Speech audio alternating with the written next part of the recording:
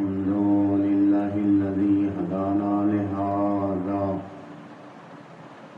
وما كنا لنهتدي لولا أن هدانا الله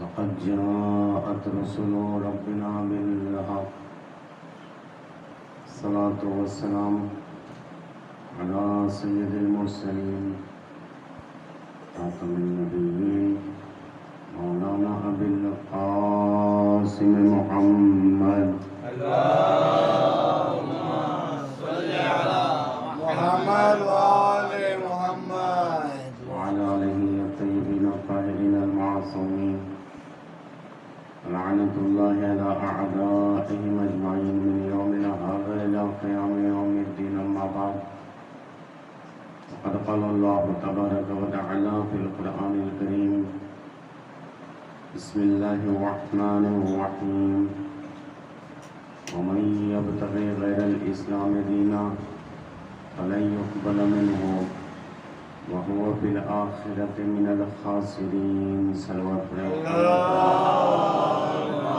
صل على محمد وآل محمد. ارشاد خداوند منان ہے کہ جو کوئی شخص اسلام کے علاوہ کسی اور دین کو اختیار کرے گا تو فلن یقبل منہ، تو وہ دین اس سے قبول نہیں کیا جائے گا. وَهُوَ فِي الْآخِرَةِ مِنَ الْخَاسِرِينَ، اور وہ آخرت میں گھاٹا اٹھانے والوں میں سے ہوگا، خسران اٹھانے والوں میں سے ہوگا. اسلام اور عصر حاضر کے عنوان سے اپنی جس گفتگو کا آغاز کیا تھا، آج وہ گفتگو اپنے آخری مرحلے میں ہے. موضوع کافی وسیع و عریض تھا، جس میں بہت ساری چیزیں قابل بیان تھیں. اسلام اور عصر حاضر میں پہلے اگر تفصیل سے بیان کرنا چاہتے تو پہلے اسلام کو بیان کیا جا سکتا تھا کہ اسلام کیا ہے، اسلام کی تعلیمات خلاصتاً کیا ہیں، اور اسلام کے اصول و مبانی کیا ہیں. اس کے بعد موضوع کا دوسرا حصہ عصر حاضر، تو عصر حاضر پر روشنی ڈالی جا سکتی تھی کہ عصر حاضر میں کیا تقاضے ہیں اور کیا ہیں. ہم نے ایک سوال سے اپنی گفتگو کا آغاز کیا تھا، اور وہ سوال یہ تھا، ایک اشکال فلسفی تھا، اور اسی اشکال فلسفی میں ہمارا یہ پورا اشرا ختم ہو گیا. وہ اشکال فلسفی یہ تھا، آج میں بحث کا خلاصہ آپ کے سامنے پیش کر دے رہا ہوں، اس لیے کہ نتیجہ بحث آپ کے سامنے پیش کرنا ہے. خلاصہ یہ تھا ہماری پوری بحث کا کہ ایک اعتراض فلسفی جو کیا جاتا ہے، وہ اعتراض بہت مختصراً یہ ہے کہ زمانہ متغیر ہے، زمانہ تبدیل ہو رہا ہے، زمانہ بدل رہا ہے. اور اس کا دوسرا مقدمہ یہ تھا کہ اسلام ثابت ہے، اسلام رکا ہوا ہے، اسلام کے قوانین اپنی جگہ پر قابل تبدیل و تغیر نہیں ہیں. تو ایک قابل تبدیل و تغیر چیز ایک ثابت چیز کے ساتھ کیسے رہ سکتی ہے؟ زمانے کا ساتھ اسلام کیسے دے سکتا ہے؟ اس سے زمانہ تیزی سے ترقی کر رہا ہے، اور اسلام کے احکامات وہی جو آج سے 1400 سال پہلے بیان کیے گئے. تو یہ ایک اعتراض فلسفی کیا گیا تھا. اس کی الگ الگ شکلیں ہم نے کی، کبھی ہم نے مقدمات پر بحث کی تو کبھی نتیجے پر بحث کی. آج ایک چیز جو آپ کے سامنے بیان کرنی ہے وہ یہ ہے کہ اس جواب کے سلسلے میں، اس اعتراض کا جو جواب دیا گیا عملی طریقے سے، نظریاتی نہیں، عملی طریقے سے جو جواب دیا گیا، کبھی جواب افراد کی صورت میں دیا گیا، کبھی جواب تفرید کی صورت میں دیا گیا۔ کچھ لوگوں نے عملاً افراد کا مظاہرہ کیا اور کچھ لوگوں نے عملاً تفرید کا مظاہرہ کیا۔ بات زمانے کی ہو رہی تھی، بات عصر حاضر کی تھی اور اسلام کی تھی، تو کچھ لوگوں کے پیش نظر یہ بات تھی کہ اسلام کے احکامات و قوانین ثابت ہیں، جو پروردگار عالم نے اس زمانے میں بیان کر دیا، بس وہ اپنی جگہ پر محکم و مستحکم ہیں، ان میں کسی قسم کی کوئی تبدیلی نہیں آ سکتی۔ یہاں تک تو بات بالکل درست ہے، اس لیے کہ میں بارہا اس حدیث کو آپ کے سامنے پیش کر چکا ہوں کہ حلال محمد حلال الی یوم القیامہ و حرام محمد حرام الی یوم القیامہ۔ تو یہ بات تو اپنی جگہ بالکل مسلم ہے، لیکن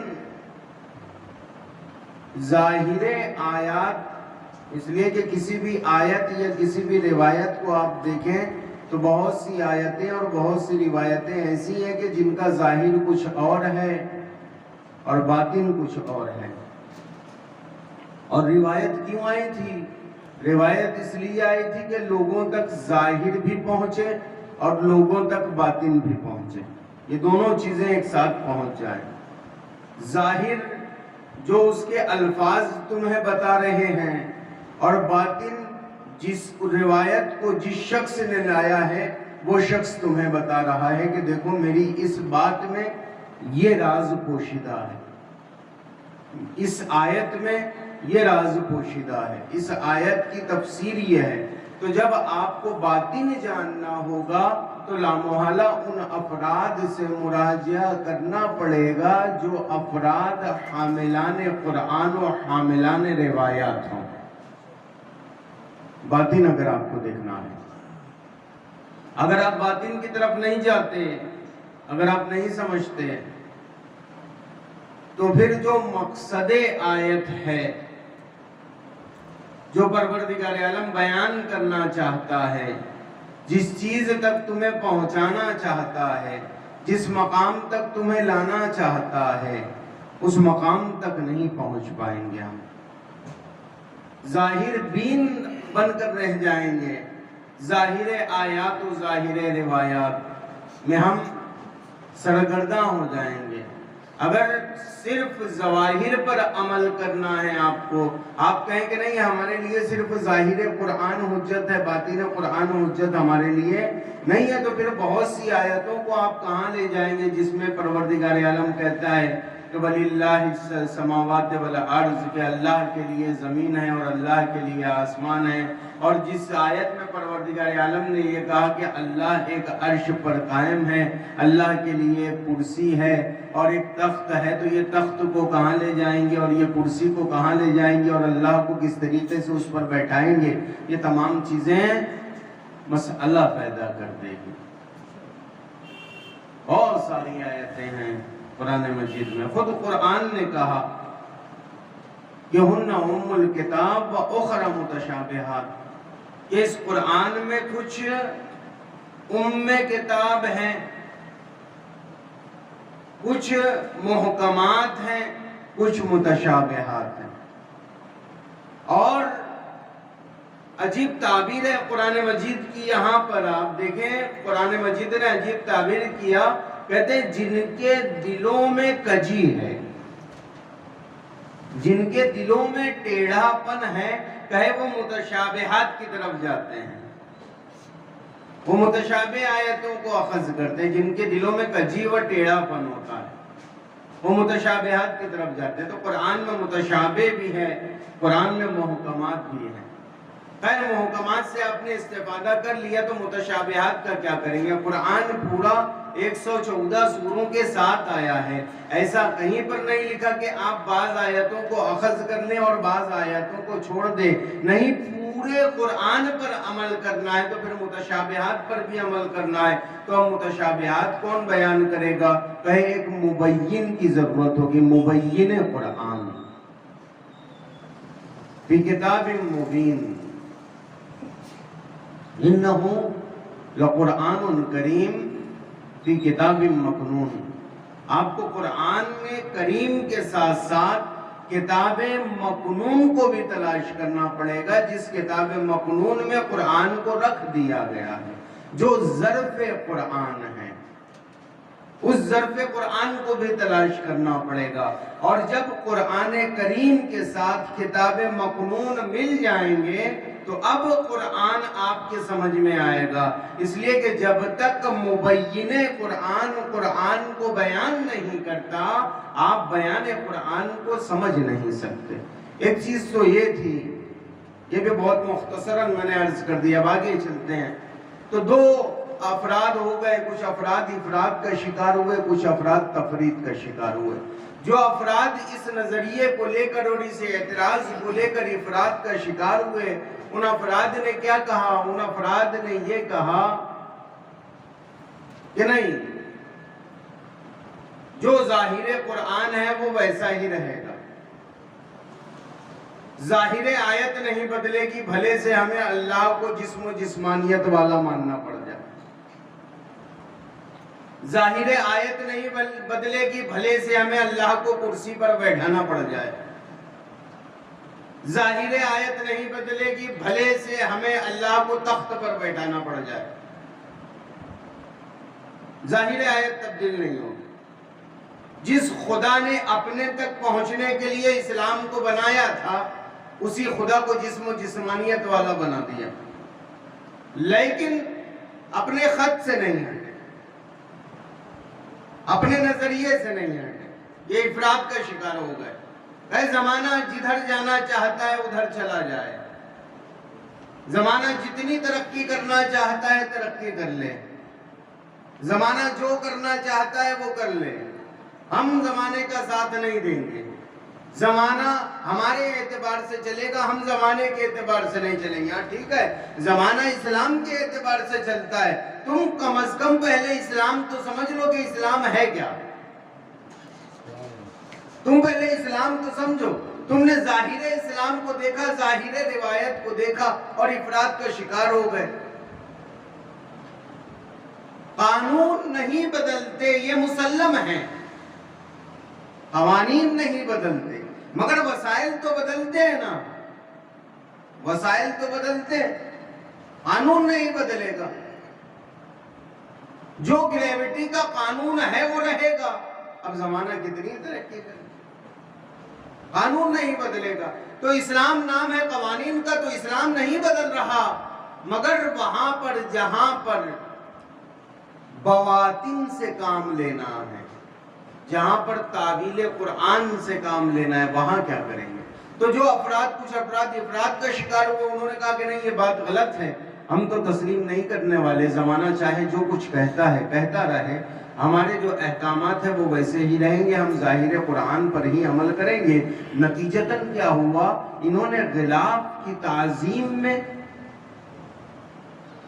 انہوں نے غلاف کی تعظیم میں اصل چیز کو پس پشت ڈال دیا. یہ غلاف کی تعظیم میں لگ گئے. نتیجتاً خوارج وجود میں آ گئے. یہ خوارج کیا کہتے ہیں؟ لا حکم الا للہ، ان کا نعرہ ہے کہ کوئی حکم نہیں ہے. قرآن کی آیت کا ٹکڑا ہے کہ لا حکم الا للہ، کہ کوئی حکم نہیں ہے سوائے اللہ کے. بات آپ کی صحیح ہے کہ لا حکم الا للہ، بات کا یہ ٹکڑا صحیح ہے آپ کی، لیکن سوال یہ پیدا ہوتا ہے کہ اللہ کو حکم پہنچائے گا کون؟ اللہ خود تو آنے سے رہا زمین پر، اللہ نے وسیلہ بنایا، اللہ نے انبیاء کو بھیجا، اللہ نے اوصیاء کو بھیجا، انہوں نے بتایا. تو آپ کو حکم خدا کے ساتھ ساتھ کیا انبیاء خدا و اوصیاء خدا کو نہیں ماننا؟ یہ تو وہی بات ہو گئی کہ موسیٰ توریت لے کر آئے، بنی اسرائیل کو دیا، بنی اسرائیل نے توریت لیا، اپنے پاس رکھی اور موسیٰ سے کہا اب آپ جاؤ، آپ کا کام ختم ہوا. اب آپ کا کام ختم ہے. موسیٰ کہیں گے یہ توریت میں جو لکھا ہے وہ تو بتا دوں، وگرنہ تم توریت لے لے کر کہاں گھومو گے؟ کس سے پوچھو گے کہ اس میں کیا لکھا ہے؟ کس سے پوچھو گے کہ اس میں کیا کیا لکھا ہے؟ آج عقل کے اندھے اتنے ہو گئے کہ یہاں سے سونوگرافی کرنے جائیں کہیں پر آپ، وہاں دیکھیں دو چیز ہوتی ہے، ایک مشین ہوتی ہے اور ایک جانچ کرنے والا ہوتا ہے. آپ جائیں مشین کو دیکھا کس سے ہوتی ہے، کہے اس سے ہوتی ہے، کہے کیا ہے، کہے یہی سب کچھ ہے. اب جو مشین کے پاس کھڑا تھا، جو آپ کی جانچ کرنے والا تھا، اس سے آپ نے کہا آپ جائیں، آپ جائیں، یہ مشین ہے میں کر لوں گا، ہو جائے گی آپ کی جانچ. وہ کہے گا مشین ہے، استعمال کرنے کا طریقہ آتا ہے، طریقہ استعمال آتا ہے. تو یہاں پر جب بات اپنے بدن کی آتی ہے تو برابر دو چیزوں کو ساتھ لے کر چلتے ہو، طبیب بھی ہونا، مشین بھی ہونا. ایسے ہی اللہ نے دو چیزیں بھیجی، ایک مشین بھیجی بنام قرآن، ایک طبیب بھیجا بنام انبیاء و ائمہ.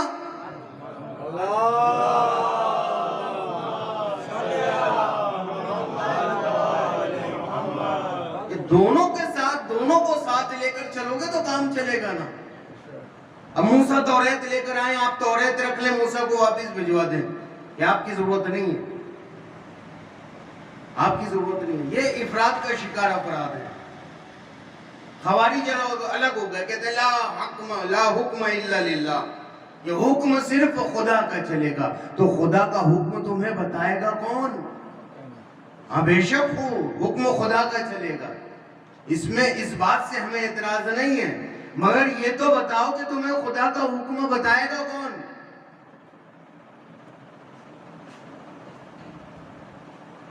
اور چلو ہمارے نبی کو مت مانو، اللہ کے نبی کو مت مانو، اپنے درمیان سے کوئی نبی بنا لو، اس کا رابطہ اگر ہو گیا اللہ سے تو بات تو پھر اطاعت کی آ جائے گی. چاہے موسیٰ کی کرو، ابراہیم کی کرو، نوح کی کرو، محمد مصطفیٰ کی کرو.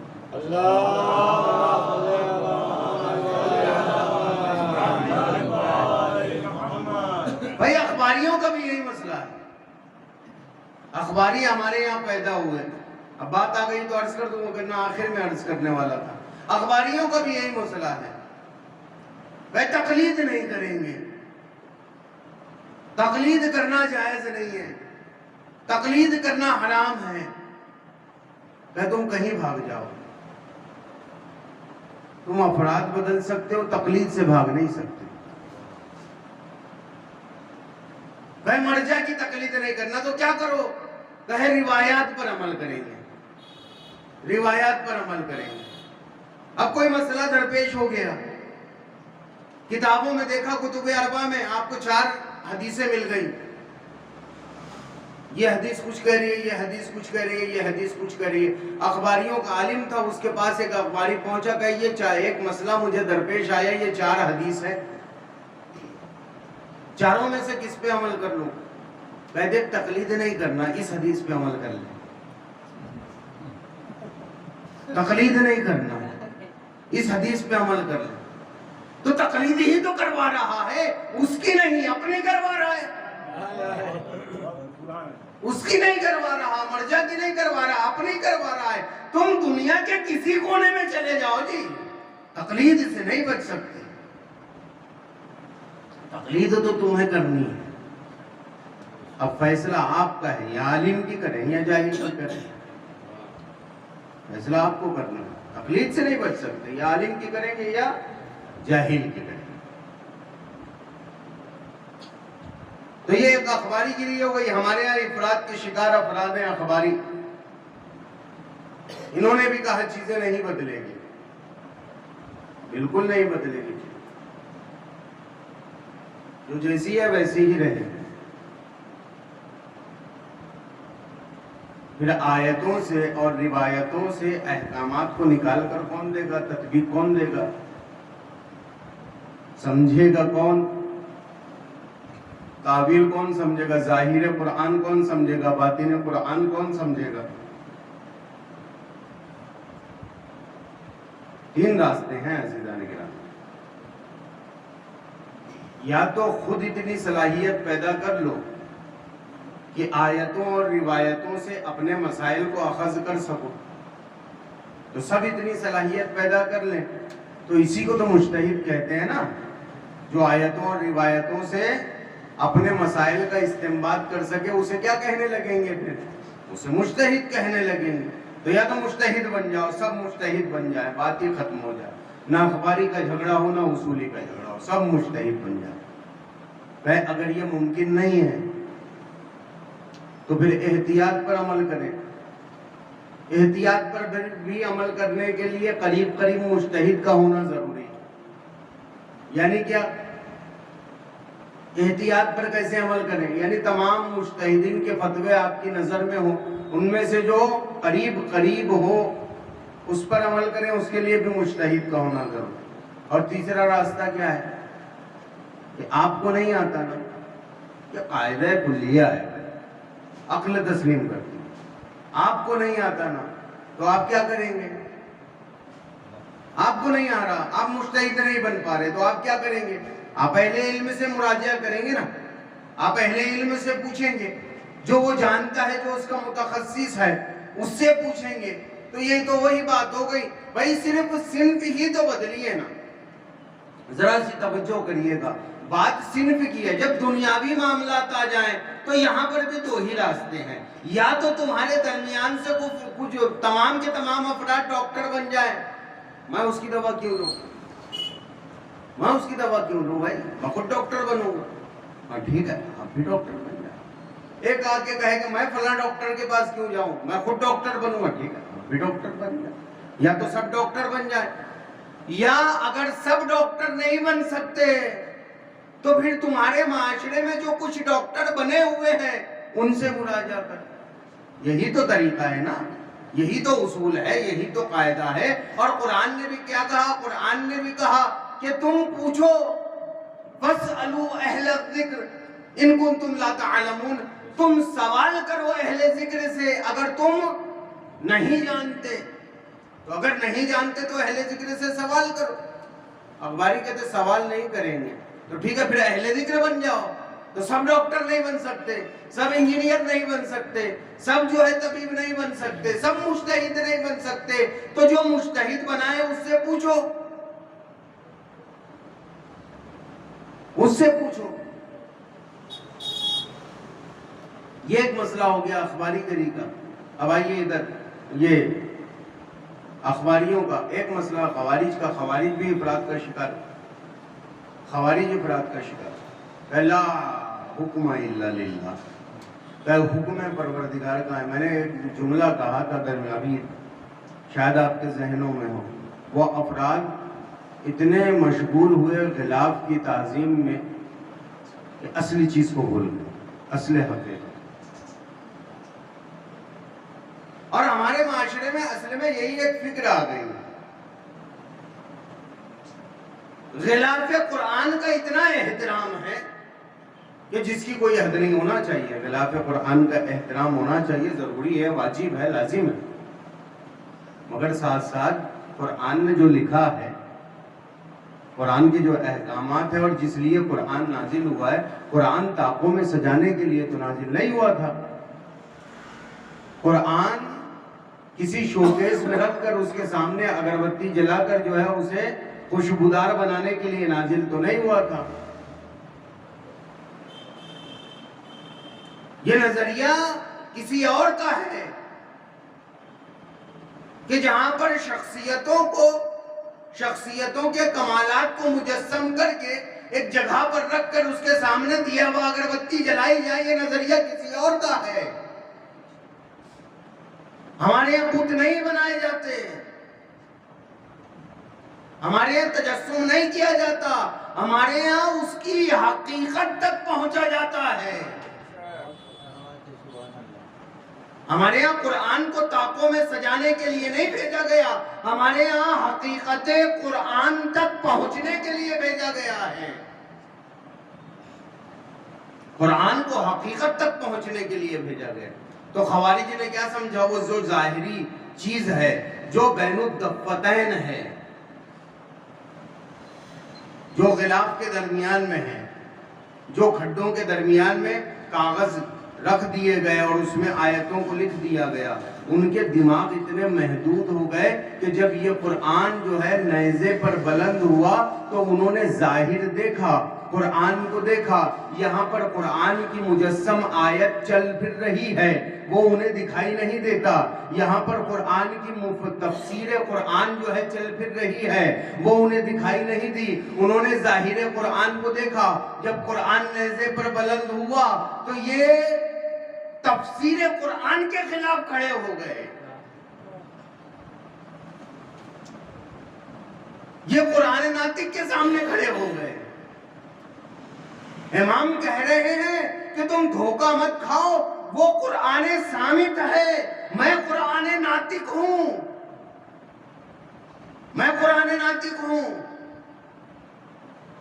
مگر چونکہ ذہن میں وہ پرانی چیزیں بھری پڑی تھیں کہ جہاں پر بتوں کو یہ پوجا کرتے تھے، مشرکانہ ذہنیت ختم نہیں ہوئی تھی، اس لیے انہوں نے قرآن کو اپنا بت بنا لیا، قرآن کو اپنا بت بنا لیا۔ بہت ذمہ داری کے ساتھ جملے ادا کر رہا ہوں، قرآن کو اپنا بت بنا لیا، جو بت نہ کچھ بولتا ہے، نہ کچھ سنتا ہے، نہ کچھ دیتا ہے، نہ کچھ عطا کرتا ہے، اسے اٹھا کر لٹا دو تو لیٹ جاتا ہے، لیٹے ہوئے کو اٹھا دو تو اٹھ جاتا ہے، اسے توڑ دو تو ٹوٹ جاتا ہے، اسے جوڑ دو تو جڑ جاتا ہے، وہ کچھ نہیں کر سکتا۔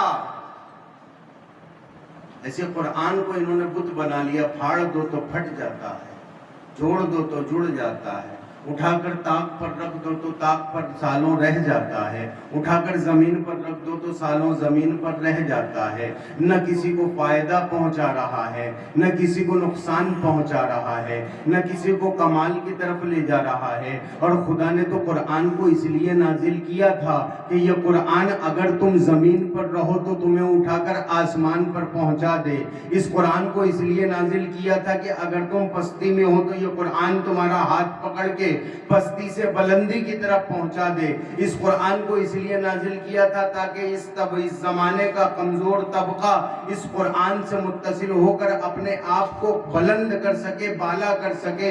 یہ قرآن صامت، یہ قرآن جو ہے اس لیے نہیں ہے کہ قرآن بت ہے، قرآن وہ ہے جو خود بھی متحرک ہے اور انسان کو بھی متحرک بناتا ہے۔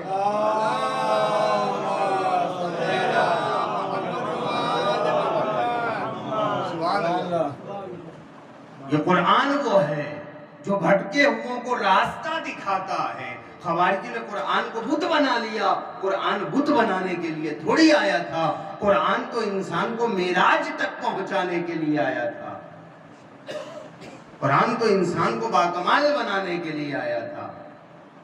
تو یہ افراط والے لوگوں کا حشر ہو گیا اور کچھ لوگوں کا حشر تفریط والوں کا ہوا۔ آج میں نے سوچا تھا کہ نتیجہ بحث پیش کروں بہت جلدی کچھ تفریط کا شکار ہوئے، تفریط کا شکار ہوئے تو انہوں نے کیا کہا، کہے زمانے کے ساتھ چلو، بالکل جو زمانہ کرتا چلا جائے وہ کرتے چلے جاؤ، اسلام کو تطبیق دو زمانے کے ساتھ، اسلام کے احکامات کو بدلو زمانے کے ساتھ ساتھ، جو زمانہ کر رہا ہے وہی اسلام کرے گا تو ہم اسلام پر عمل کریں گے۔ میں نے درمیانی مجالس میں کہا تھا کہ اسلام نے ہمیں کمال کی طرف لے جانا چاہا،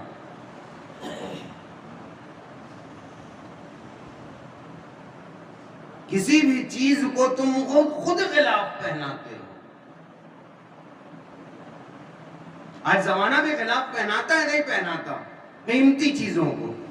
آج زمانہ یہ کہتا ہے کہ اسلام عورتوں اور مردوں میں برابری کا قائل نہیں ہے، عورتوں کو پست سمجھتا ہے، اسلام مردوں کو برتر سمجھتا ہے، یہ عورتوں کو دھوکہ دینے کے لیے، عورتوں کو دھوکہ دینے کے لیے۔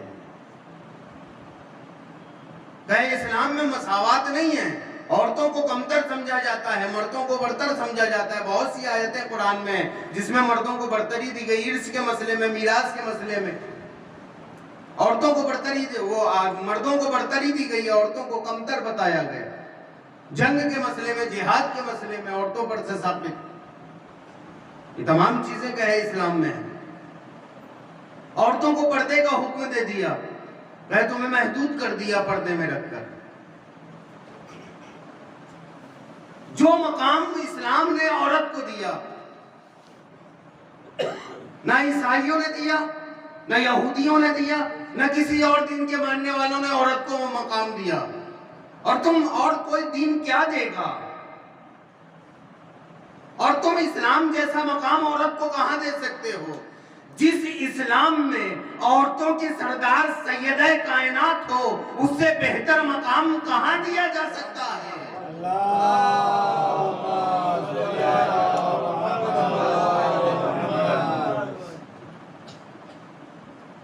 اسلام میں عورتوں کے ماں کے قدموں کے نیچے جنت ہے.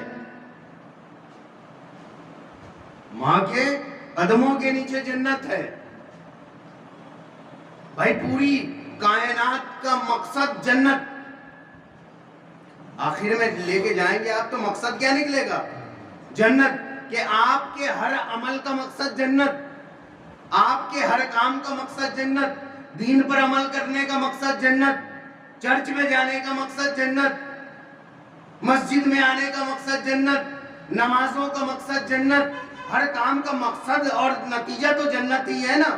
آدمی جنت کے لیے کر رہا ہے. اسلام نے اتنا مقام دیا، اتنا مقام دیا، اتنا مقام دیا عورت کو کہ عورت کے قدموں کے نیچے تمہارے مقصد کو رکھ دیا، عورت کے قدموں کے نیچے تمہارے نتیجے کو رکھ دیا. یہ مقام ہے عورت کا. سب سے قیمتی چیز اسلام کی عورت، سب سے اہم چیز اسلام کی عورت، سب سے اہم ترین چیز اسلام کی عورت، سب سے ویلیویبل چیز اسلام کی عورت. تم کہتے ہو اسلام نے عورت کو مقام نہیں دیا. اپنے ہیرے کو خرید کر لاتے ہو تو ایسے ہی کھلا نہیں چھوڑتے، اسے پاکٹ میں ڈال کر رکھتے ہو. اپنے بہترین سامان کو جب خرید کر لاتے ہو تو اس پر غلاف چڑھاتے ہو. میں نے کہا کیوں غلاف چڑھایا؟ کہ بہت قیمتی ہے. ایسے اسلام نے اپنی قیمتی چیز کو حجاب میں رکھ دیا تاکہ محفوظ رہ سکے، تاکہ محفوظ رہ سکے. یہ حجاب رکاوٹ نہیں ہے، یہ حجاب کمال ہے، یہ حجاب کمال ہے. اگر حجاب رکاوٹ ہے تو بتاؤ عورت حجاب کی وجہ سے کہاں رکی؟ اگر حجاب رکاوٹ ہے تو بتاؤ عورت حجاب کی وجہ سے کہاں رکی؟ دیکھو آج ڈاکٹر بننے میں رکاوٹ ہے، تم رکاوٹیں پیدا کر رہے ہو. تم نے کہا کہ ہم نہیں پڑھائیں گے، وہ تو حجاب کے ساتھ پڑھنے کو تیار ہے نا. کہ آج دیکھو حجاب کی وجہ سے عورت پائلٹ نہیں بن پا رہی، حجاب کی وجہ سے عورت پائلٹ نہیں بن پا رہی. اسلام کا مقصد یہ نہیں ہے کہ تم ڈاکٹر یا پائلٹ بن جاؤ نا. اسلام کہتا ہے کہ یہ بھی بنو. ٹھیک ہے، یہ بھی اچھی چیز ہے، دنیاوی چیزوں کو بھی اختیار کرنا ہے، آگے بڑھنا ہے دنیا میں. مگر یہ کہ ایک مینڈک کو ایک کنویں میں ڈال دیا جائے اور مینڈک پورے کنویں میں ٹرٹراتے پھرے اور کہے کہ کتنا وسیع و عریض میرا ملک ہے، کتنا سارا پانی ہے، پوری کائنات میرے کنویں میں ہے. ارے بھائی تو خود کنویں کے اندر میں ہے. اگر مینڈک یہ دعویٰ کرنے لگے کہ سمندر مجھ سے چھوٹا ہے تو آپ کسے جو ہے الزام دیں گے؟ کہے مینڈک کی عقل کو الزام دینا پڑے گا، سمندر کو الزام نہیں دے سکتے. اب آپ آئیں اور ثابت کرنے بیٹھ جائے کہ نہیں تیرا کنواں چھوٹا ہے، سمندر بڑا ہے، تو دوسرے کیا کہیں گے کہ عجیب آپ احمق آدمی ہیں، کہاں ثابت کرنے بیٹھ گئے؟ یہ تو مینڈک کی عقل میں فطور ہے، آپ کہاں اس بات کرنے بیٹھ گئے؟ آج دنیا اسلام کو کچھ بھی کہہ رہی ہے، آپ کہاں ثابت کرنے بیٹھ گئے؟ یہ تو مینڈک کی عقل کا فطور ہے کہ اس دنیا کو وہ اپنی کائنات سمجھ رہا ہے. اور پروردگار عالم نے اتنی وسیع و عریض کائنات کو بنایا. سورہ حمد میں ارشاد فرمایا الحمدللہ رب العالمین، میں حمد کرتا ہوں اس پروردگار کی کہ جو عالمین کا پالنے والا ہے. تم ایک عالم کے ایک چاند تک پہنچتے ہو تو اپنی پیٹھ تھپ تھپانے لگتے ہو. ایک گیلیکسی تک تمہاری عقلیں محدود ہیں. اس جیسی پتہ نہیں کتنی گیلیکسیاں پروردگار عالم نے بنا دی, اور تمام گیلیکسیوں کو بنانے کے بعد ایک ایسی باکمال پردہ دار خاتون جس کے گھر سے پردہ نکلا, اس پردہ دار خاتون کے لیے کہا سیدۃ نساء العالمین.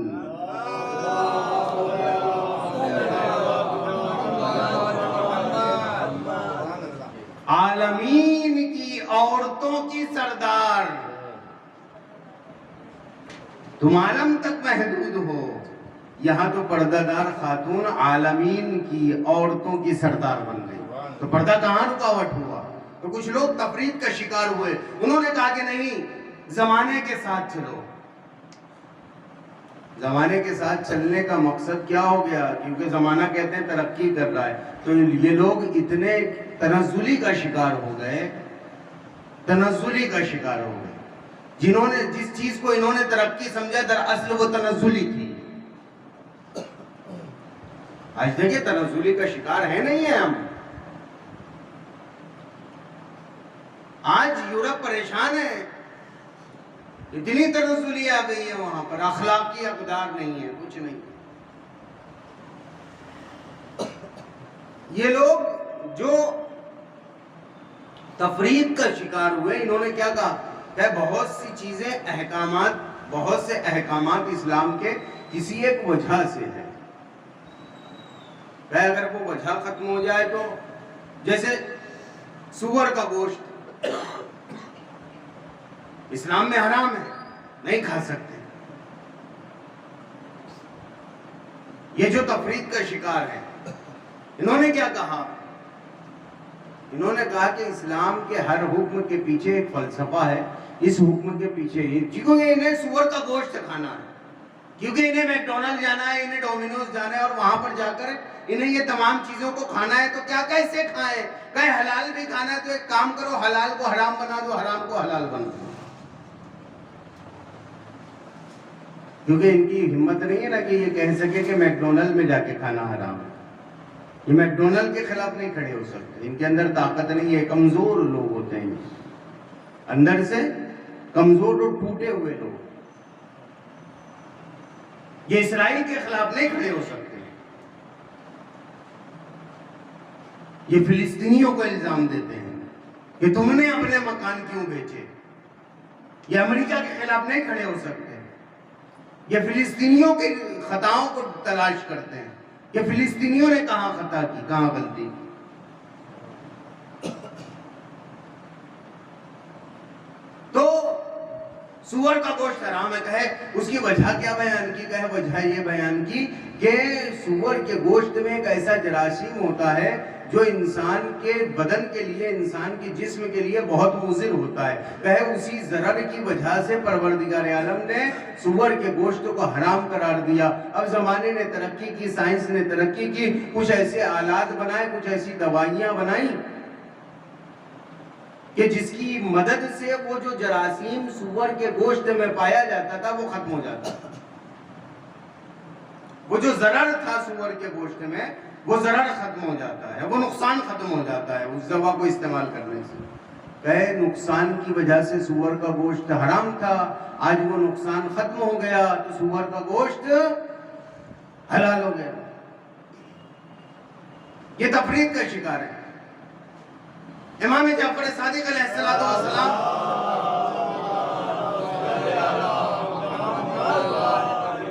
بھائی وہ وجہ جو تم نے سمجھی, کیا وہی وجہ کی وجہ سے حرام کیا پروردگار نے؟ کیا ڈائریکٹ اللہ سے پوچھا تھا تم نے؟ وہی نازل ہوئی تھی تمہارے اوپر کہ اسی وجہ سے حرام ہوا. اور اس کے بعد ہو سکتا ہے اس میں ایسے نقصان ہو جس تک ابھی تک تمہاری رسائی ہی نہ ہوئی ہو, ایسے نقصان ہو جس تک تمہارا ذہن ہی نہ پہنچا ہو. امام نے کیا کہا؟ امام کہتے کہ جو شخص سور کا گوشت کھاتا ہے اس کی غیرت ختم ہو جاتی ہے, اس کی غیرت ختم ہو جاتی ہے, وہ دھیرے دھیرے بے غیرت ہو جاتا ہے. آج یہ جو بے غیرتی اتنی پھیلی ہوئی ہے یورپ میں, بعید نہیں ہے کہ وہ اسی وجہ سے ہو. بس ایک جملہ، اس لیے کہ میں اپنے مقام تک نہیں پہنچ پایا، میں نتیجے تک نہیں پہنچ پایا.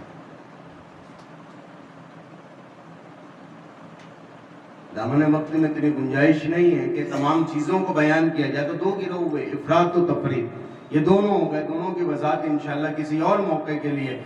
جو چیز عرض کرنی ہے اسلام اور عصر حاضر کے عنوان سے، اسلام کی سب سے بڑی تعلیم، آج جو دغدغہ ہے پوری دنیا کا کہ کوئی کمزور ہے کوئی طاقتور، کوئی فقیر ہے کوئی غنی، الگ الگ چیزیں ہیں، اور دنیا مساوات کو قائم کرنے کی کوشش میں لگی ہوئی ہے. دنیا چاہتی ہے کہ آج دنیا میں مساوات قائم ہو جائے، برابری قائم ہو جائے، اور اس کے لیے بہت سے فرقے بن گئے مساوات کو قائم کروانے کے لیے کہ مساوات اور برابری قائم ہو جائے. اس کے لیے کیا کیا کہ اقتصادی نظام کو بدل ڈالو، جو امیر ہیں ان سے پیسہ لے کر غریبوں کو دے دو اور دونوں کا پیسہ برابر کر دو، مساوات قائم ہو جائے گی. کیسے مساوات قائم کرو گے؟ جب تک اسلام کے پاس نہیں آتے تمہارے مسائل کا حل نہیں نکلنے والا. کیسے مساوات قائم کرو گے؟ بہت خلاصتاً تمام تفصیلات کو چھوڑتے ہوئے اصل مقصد آپ کے سامنے بیان کر رہا ہوں. کیسے مساوات قائم کرو گے؟ ایک طاقتور ہے ایک کمزور، ایک کا قد جو ہے وہ 6 فٹ کا ہے، ایک کا قد 5 فٹ کا. کیسے مساوات قائم کرو گے؟ 6 فٹ والے کو 5.5 کا بنانا پڑے گا، 5 والے کو 5.5 کا، یعنی 1 فٹ 6 فٹ سے نکالو، اس کا آدھا آدھا تقسیم کرو اور دونوں کو آدھا آدھا دے دو. کر سکتے ہو؟ ایک بہت موٹا تازہ طاقتور، ایک کمزور نہیں. اب کوئی ایسا انجیکشن بناؤ کہ جو کمزور ہے وہ طاقتور ہو جائے اور جو طاقتور ہے وہ کمزور ہو جائے. کیسے بناؤ گے؟ ایک خاندان کے 20 افراد اور ایک خاندان میں 15 افراد، اب کیسے مساوات قائم کرو گے؟ اس 20 میں سے کچھ افراد کو نکال کر اس خاندان میں داخل کرو گے؟ کیسے مساوات قائم کرو گے؟ کیسے مساوات؟ صرف پیسوں کے بانٹنے سے مساوات نہیں ہوگی. آج خاندانی برتری بھی ہے، آج ملکی برتری بھی ہے. کوئی ملک چھوٹا ہے تو کوئی ملک بڑا ہے، آج کوئی طاقتور ہے تو کوئی کمزور ہے. جو افریقہ کا ہے وہ کالا ہے، جو یورپ کا ہے وہ گورا ہے. کیسے مساوات قائم کرو گے؟ بہرحال تم کتنے ہی برابری کر لو گے، پیسہ بانٹ دو گے، مگر کالا تو گورے سے کہے گا اور گورا تو کالے سے کہے گا نا. گورا کہے گا کالے سے کہ دیکھ تو تو کالا ہے میں تو گورا ہوں. اس بات کو کہاں لے جاؤ؟ پیسہ برابر کر دو گے. یہ تو تمہاری کچھ ایک پلاننگ ہے جو تم دنیا میں بے چینی پیدا کرنا چاہتے ہو، وگرنہ کالے کو گورے پر اور گورے کو کالے پر یہ جو برتری ہے ایک دوسرے پر، اس کو کہاں سے لے جاؤ گے؟ جو طاقتور ہے وہ تو کمزور سے کہے گا نا کہ میں طاقتور ہوں تو کمزور ہے. جس کا خاندان بڑا ہے وہ چھوٹے خاندان والے سے کہے گا نا کہ ہمارا خاندان بڑا ہے تمہارا چھوٹا ہے. جس کا ملک بڑا ہے وہ چھوٹے ملک سے کہے گا نا ہمارا ملک بہت بڑا ہے تمہارا ملک بہت چھوٹا ہے. ایک چیز بتاتا ہوں بہت خلاصتاً آپ کو، دیکھیں اسلام کی سب سے بڑی تعلیم کون سی ہے؟ احکام کی بات نہیں کر رہا میں، فرائض کی بات نہیں کر رہا، اصول کی بات کر رہا ہوں. اصول میں اسلام کی سب سے بڑی تعلیم کون سی ہے؟ توحید. اصل اسلام توحید. توحید.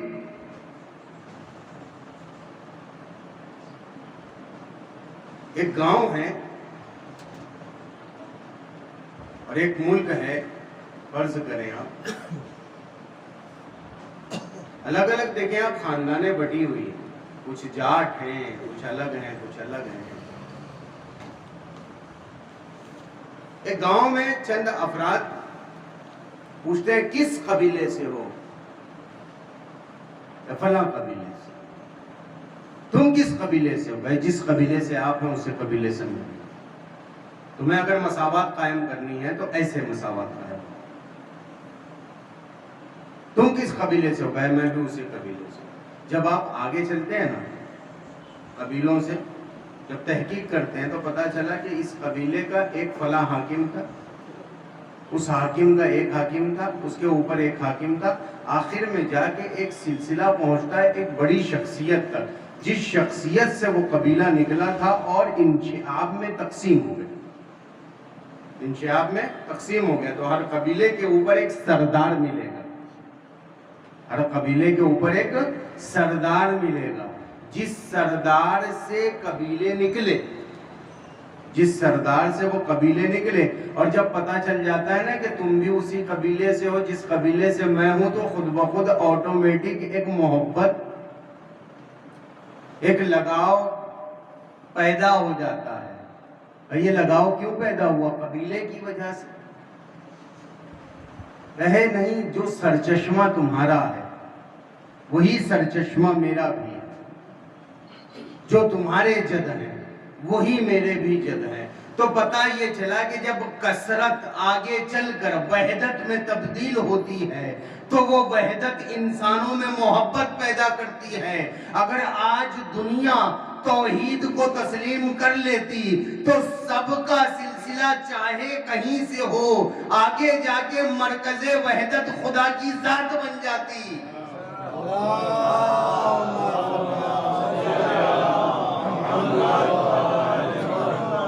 مرکز خدا کی ذات بن جاتی۔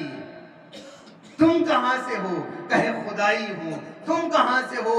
کہے خدائی ہوں۔ تم کس کے ماننے والے ہو؟ کہے خدا کا ماننے والا۔ کہے میں بھی خدا کا ماننے والا، تو بھی خدا کا ماننے والا۔ یہ ہے نظریہ مساوات، یہ ہے دنیا کو دیکھنے کا نظریہ۔ توحید کے نظریے سے دنیا کو دیکھو۔ اسلام نے کہا لا شرقی ولا غربی، نہ کوئی مشرق نہ کوئی مغرب، امت محمدیہ، یہ ہے مساوات۔ بس عرض کر دو جملے مصائب کی اور مجلس تمام۔ احکامات و تعلیمات ائمہ و انبیاء کو چھوڑنے کا نتیجہ کربلا، اسلام کو صحیح طریقے سے نہ سمجھنے کا نتیجہ کربلا، ہوس پرستی و ہوا پرستی کی جو ہے اتباع کرنے کا نتیجہ کربلا۔ اور کربلا میں کیا ہوا؟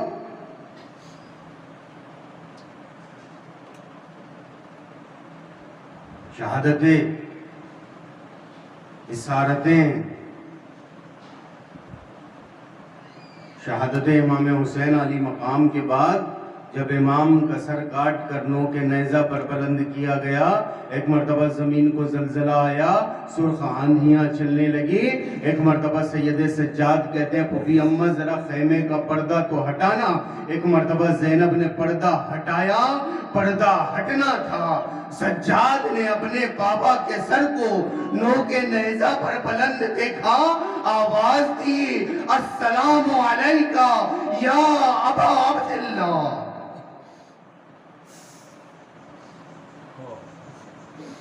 آپ شام غریباں آئی، صرف ایک واقعہ پڑھوں گا عزیزان کرام۔